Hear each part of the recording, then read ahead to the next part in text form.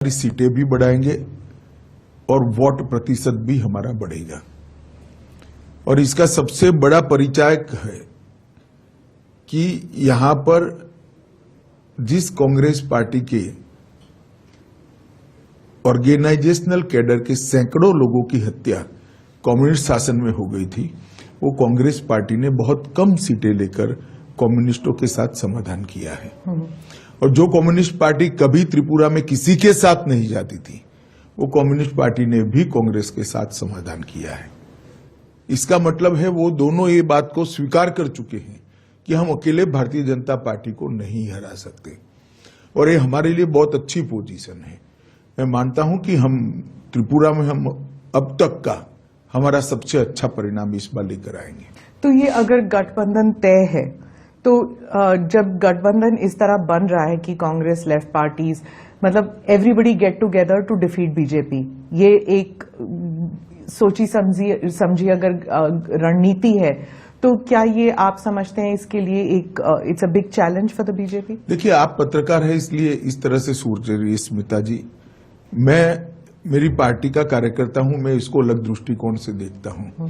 मेरी पार्टी को इससे आत्मविश्वास बढ़ना चाहिए, क्योंकि हम इतने ताकतवर हो गए हैं कि कोई अकेला लड़ना नहीं चाहता। अगर ताकतवर हुए हैं तो हमने एक आत्मविश्वास के साथ जनता के बीच में जाना चाहिए, और हमने 5 साल में जो करा है वो बताना चाहिए। जो हमने बताया अब तक के चुनाव परिणाम के अंदर, मैंने 4 रैलियां करी हैं, 3 रोड शो करे हैं।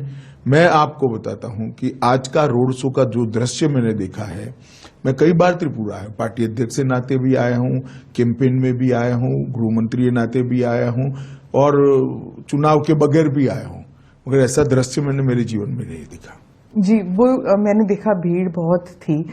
लेकिन जो त्रिपुरा के जो लोग हैं वो अक्सर कहते हैं कि जो लोगों की जो सोच है वो सेंटर लेफ्ट है ज्यादातर। लेकिन पिछले इलेक्शन में आपने चलो पलटाई का जो नारा दिया था, उसके बाद क्या आपको लगता है कि विश्वास अभी भी लोगों का आपकी पार्टी पर है? देखिए, चलो पलटाई का नारा आप सरसरी तौर पर देख रहे हैं। हमने सरकार बदलने के लिए चलो पलटाई नहीं कहा था, मुख्यमंत्री बदलने के लिए चलो पलटाई नहीं कहा था, या पार्टी इन पावर बदलने के लिए चलो पलटाई नहीं किया।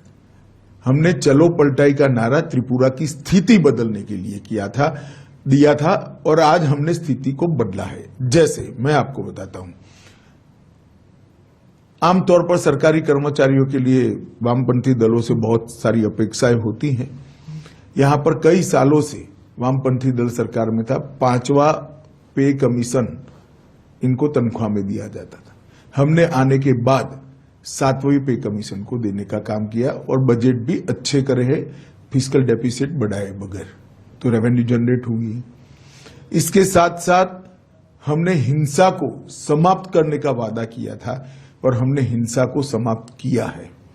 हमने नशे के कारोबार को, जो बांग्लादेश से सीमाओं से आता है, उसको रोकने का वादा किया था। आज मैं आत्मविश्वास के साथ कह सकता हूं, हमने त्रिपुरा के अंदर नशे के कारोबार पर बड़ी कठोरता से नकेल कसी है, और इसका जनता में एक अच्छा मैसेज है। और हम इस बार नारा लेकर आए हैं, त्रिपुरा शांत हो चुका है, त्रिपुरा में अब वायलेंस नहीं है, अब त्रिपुरा को समृद्ध बनाने का समय आया है। मोदी जी और माणिक शाह की ये डबल इंजन की सरकार ने वो वादे को पूरा करने के लिए भी अब तक बहुत कुछ किया है।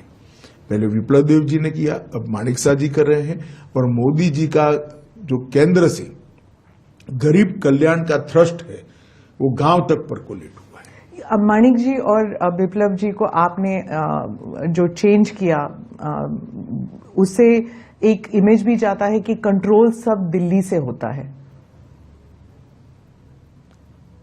अब आप इसकी व्याख्या इस तरह से कर सकती है, परंतु ये पार्टी का सिस्टम है, और कंट्रोल करने के लिए कोई बदलाव नहीं होता है। किसी भी कार्यकर्ता का ज्यादा उपयोग करने के लिए बदलाव होता है। तो कभी न कभी कोई राज्य से सेंटर में आता ही है। आज हमने विप्लव देव जी को राज्यसभा का मेंबर बनाया है, हरियाणा जैसे महत्वपूर्ण राज्य का प्रभारी बनाया है जो दिल्ली के मुहाने पर है, और इसके साथ साथ राष्ट्रीय मंत्री भी बनाया है। तो वो केंद्र की राजनीति में अपना अच्छे से योगदान दे रहे हैं, त्रिपुरा की राजनीति में भी माणिक शाह जी के साथ रहकर उनको सहायता करें। जी। तो इसको कोई इस प्रकार के दृष्टिकोण से देखने की जरूरत नहीं है। अखिल भारतीय पार्टियों को जब राष्ट्रीय स्तर पर कार्यकर्ताओं की जरूरत होती है तो स्वाभाविक रूप से कार्यकर्ता को सेंटर पॉलिटिक्स में ले जाते हैं। मैं मानता हूं ये प्रमोशन है, इसको और कोई दृष्टि से नहीं देखना चाहिए। जी।